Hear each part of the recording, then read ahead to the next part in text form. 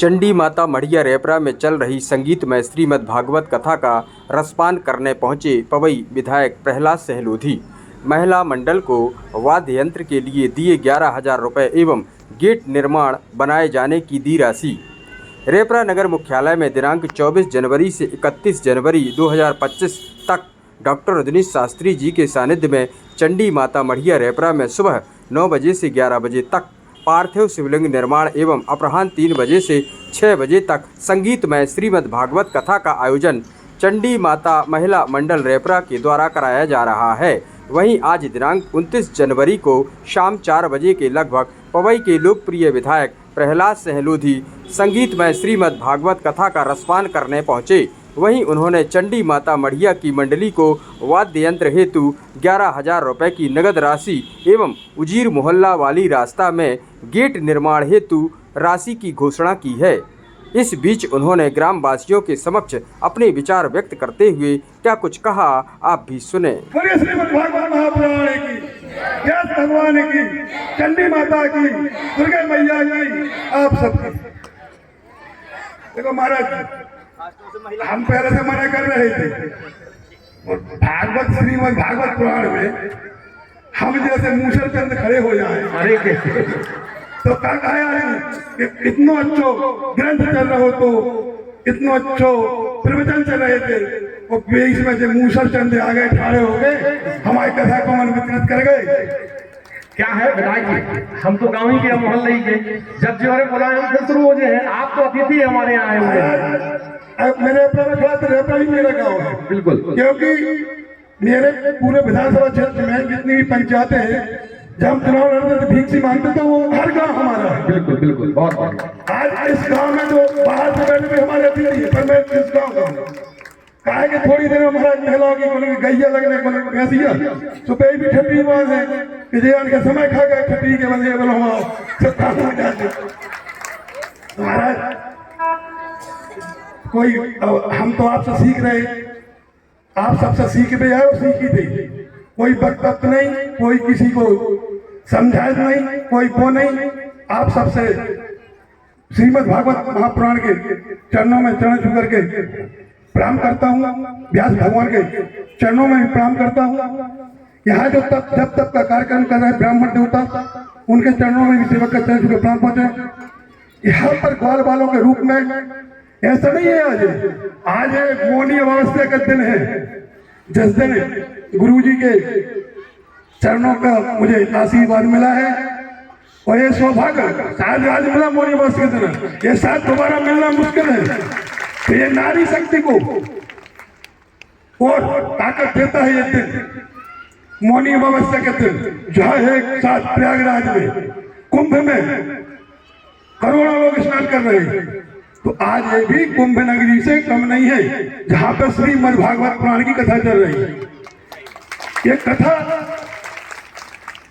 जब भगवान श्री रामचंद्र जी पूरी अपनी लीला करके समाप्त करके जो अपने लोग जा रहे थे, तो हनुमान जी से कहा था, हनुमान जी से कहा श्री रामचंद्र जी ने, हे हनुमान जी, मैं तो अपने लोग को जा रहा हूँ, स्वर्ग लोग जा रहा हूँ, तो आप चलेंगे मेरे साथ? तो हनुमंत लाल जी ने पूछा, महाराज वहां मिलेगा क्या? बोले मैं मिलूंगा। तो बोले महाराज मैं वहां नहीं जाऊंगा, और यहाँ जब यहाँ जब कथा होगी तो मैं वहां आऊंगा। तो बोले यहाँ कथा में आपके मुझे साक्षात दर्शन मिलेंगे और कथा के साथ सभी भक्तगणों के दर्शन मिलेंगे। तो ऐसे आज नारी शक्ति इस चीज को प्रमाण करती है कि आज मौनी अमावस्या के दिन श्रीमद् भागवत पुराण की पंचम दिन की कथा, षष्ठम दिन की कथा चल रही। वो आज श्री कृष्ण जी को राधा रानी के विवाह में वो उनको विदा भी करेंगे। ऐसा नहीं है, राधा रानी के रूप में यहाँ पर विराजमान आप सभी मेरी देवियों, मेरी बहनों, इस सेवक का आपके चरणों में भी मैं चरण छू के प्रणाम करता हूँ।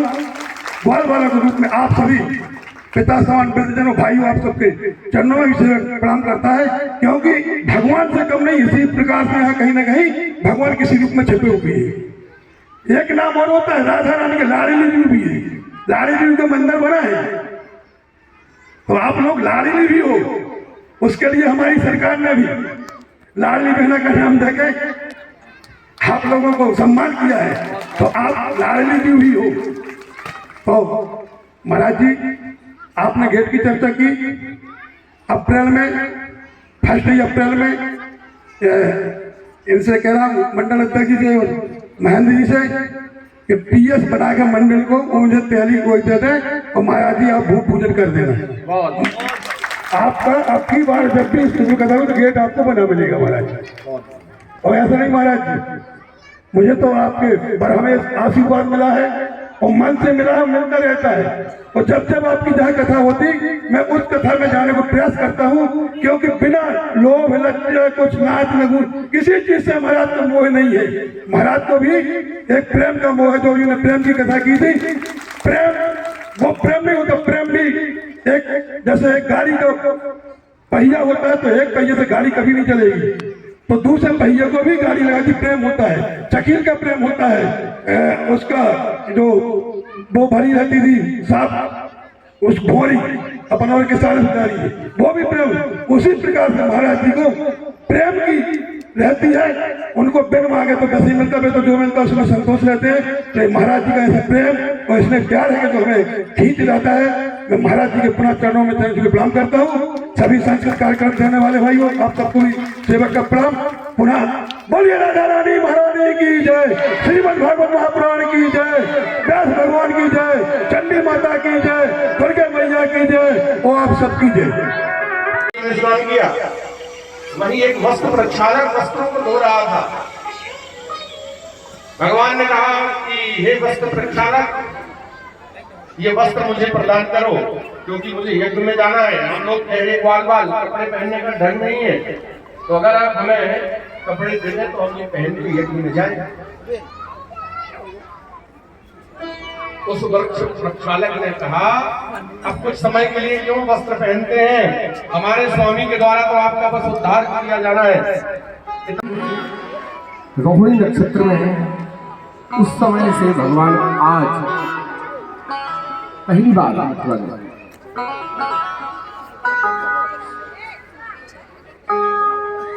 अब जैसे ही मथुरा गए तो कंस को मारना है। सबसे पहले भगवान पहुंचे यमुना, यमुना में प्रभु ने स्नान किया। बोलो यमुना महारानी की जय। तो भगवान जब पहुंचे तो यमुना जी में स्नान किया। बड़ी सुंदर सी बहन है यमुना।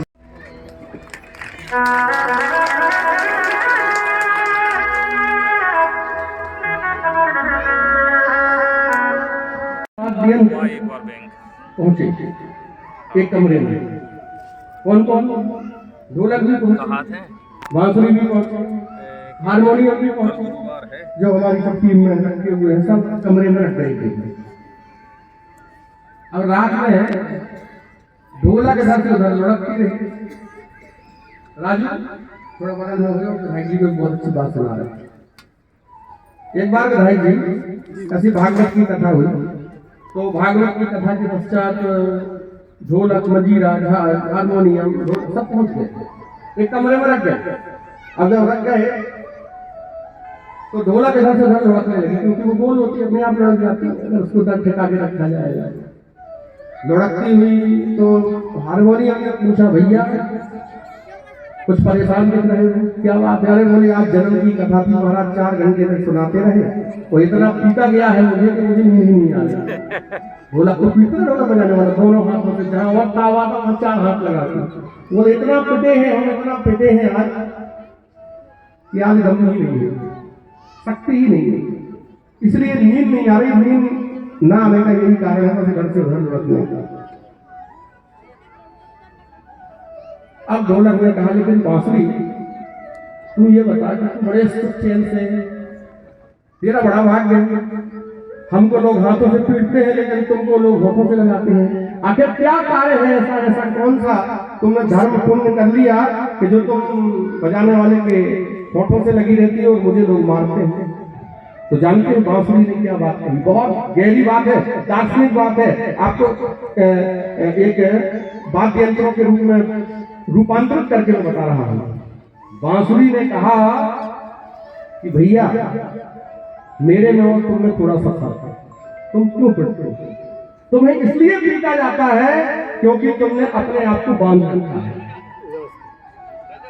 ढोलक को मर दिया जाता है, वो अपने आप को बंद करके रखते हैं। बोले बस इसी कारण से, बंद रहने के कारण तुम्हें पीटा जाता है। और मेरे में जैसी हूं मैं सामने हूं, जितने मेरे छिद्र हैं मैंने अपने सभी छिद्रों को खोल रखा। बांसुरी में छेद होते हैं और छेद होने के कारण मुझ में से मधुर संगीत निकलता रहता है।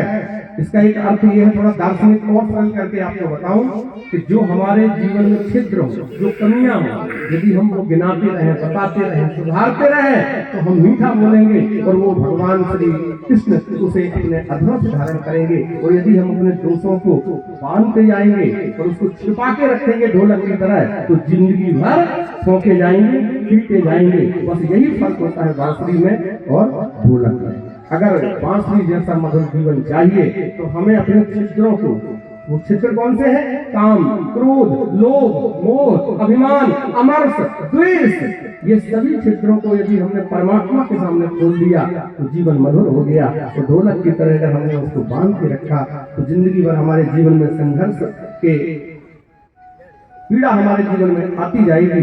भगवान की कथाओं से हमें यही, जैसे भगवान श्री कृष्ण ने बंसी को अपने होठों से लगाया, उसी प्रकार ये संसार भी, परमात्मा भी आपको अपने से लगाएगा।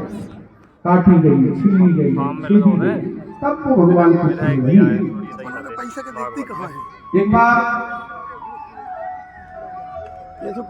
कहीं ऐसी ही कथा का इसी समय में आपको उसे मार देना चाहिए। कंस ने कहा नारद जी से कि हे नारद जी, मैं तो बहुत प्रयास कर चुका, कितने कितने दैत्यों को मैंने भेजा, लेकिन बड़ा ही चमत्कारी है वो बालक, सबको मार देता है। नारद जी ने कहा बंद करना ये नहीं है, रास रचाना नहीं है, भक्तों को तो दर्शन देना ही है। लेकिन जो इस सृष्टि में बड़े बड़े दैत्य हैं, राक्षस हैं, जिन्होंने धर्म को रोक रखा है, हमारा सदगति को मुक्त प्रदान करता है। यह कथा पावन गंगा जी के तट पर धर्म सम्राट श्री सुखदेव जी ने राजा परीक्षित को श्रवण कराई। राजा परीक्षित बड़े श्रवण होकर के गदगद हो रहे थे। भगवान ने पूरा 11 वर्ष 56 दिन तक की लीला देवरी रतन एवं श्री प्रेमलाल प्रजापति जी उर्फ पम्मू जी, ग्राम रायपुरा।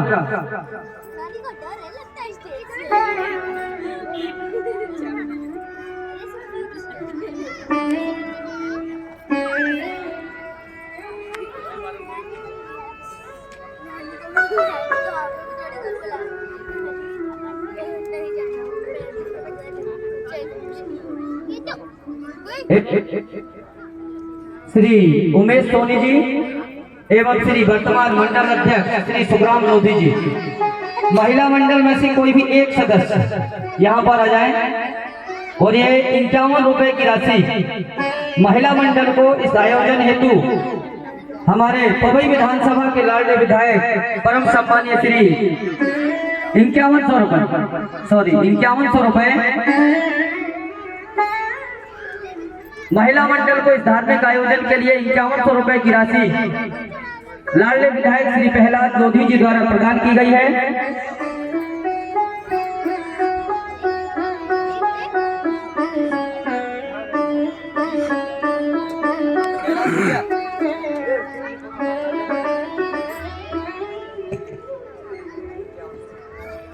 बोलिए वृंदावन बिहारी लाल की।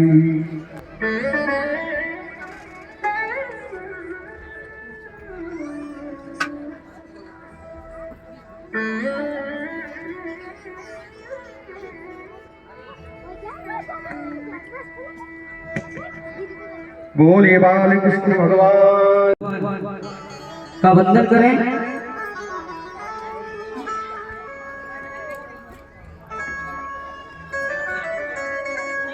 साथ ही महेंद्र लोधी जी एवं विजय मोदी जी।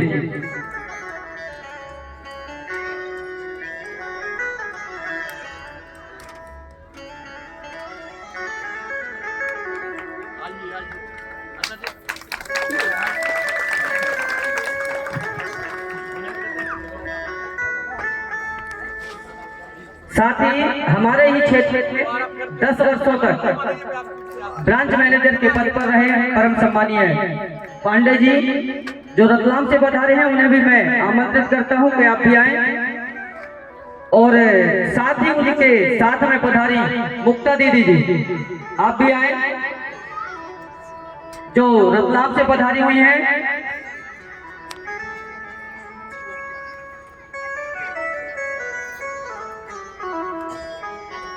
साथ ही नेहा दीदी जी, आप भी आए।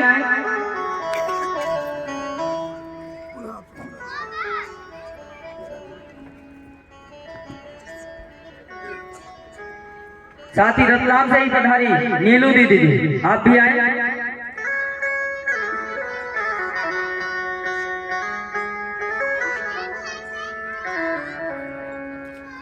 एवं इसी कड़ी में द्वारिका पटेल जी, देवरी रतन, साथ ही गोविंद पटेल जी, पटी राजा, नारायण लोधी जी, पटी खेड़ा,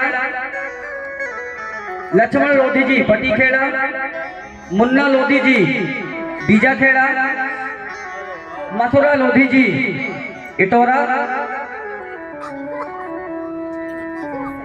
सीताराम जी लोधी मूलपारा,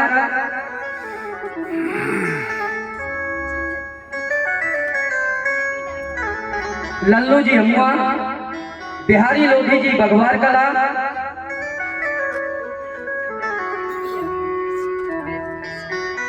साथ ही चिंतामन जी पारुआ,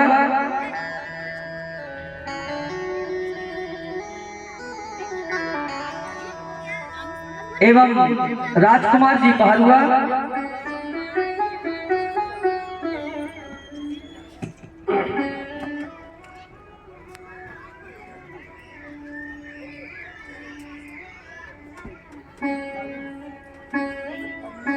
सुरेंद्र जी बासन, हमारे पवई विधानसभा के लाडले विधायक श्री प्रहलाद लोधी जी हमारे बीच में पधारे। हम समस्त भक्तजनों के साथ विधायक महोदय जी का भी इस धर्म प्रांगण में हार्दिक वंदन। जयकारा फिर भूल गए, जोर से लगाओ, बोलिए रास रासेश्वर भगवान की। ऐसे वाला समाप्त हो जाए और हमारा जीवन भी पवित्र हो जाए। ऐसा गोपिकाओं ने बड़ा सुंदर भाव कहा, ते कथामृतम पाप कर सिनम। हे प्रभु, ते कथामृतम, वो कहते हैं ये कथामृत है, अमृत है, लेकिन हम तो ते कथामृतम, आपकी कथा को सुन के मृत हो गए। ना सुनते आपकी कथा, ना होता आपसे प्रेम, ना होते आपके बनते भक्त, ना होती हमें विरह की पीड़ा। गोपिकाओं ने बारंबार अपना यह भाव प्रस्तुत किया, इसलिए प्रभु आप जहाँ भी जैसे भी हो। हाँ ठीक है।